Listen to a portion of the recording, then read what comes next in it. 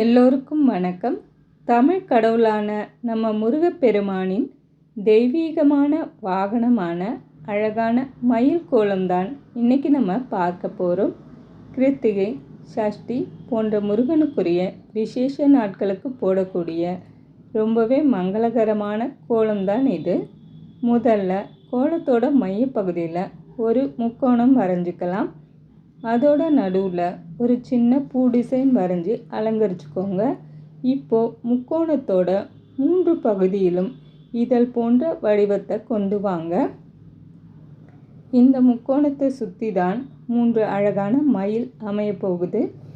இப்போது முக்கோணத்தின் 3 பக்கங்களிலும் அழகிய தாமரை மலரை நிதானமாக வரைஞ்சிக்கோங்க.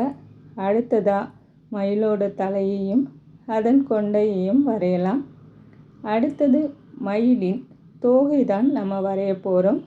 தோகையோட இதழ்களை விரித்து அதுக்குள்ளே லேசான ஷேடிங் கொடுத்தா பார்க்க ரொம்பவே தத்ரூபமாக இருக்கும். முருகனின் மயில் தோகை விரித்து ஆடுவது போல் இது அமைஞ்சிருக்கு.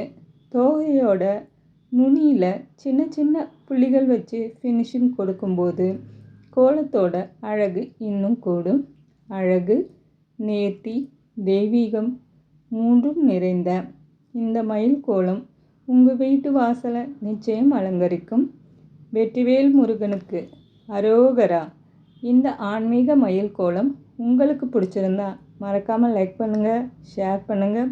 மேலும் இது போல் விசேஷ கோலங்களுக்கு நம்ம எஸ்வி ஹோம் சேனலை சப்ஸ்கிரைப் பண்ணுங்கள். நன்றி.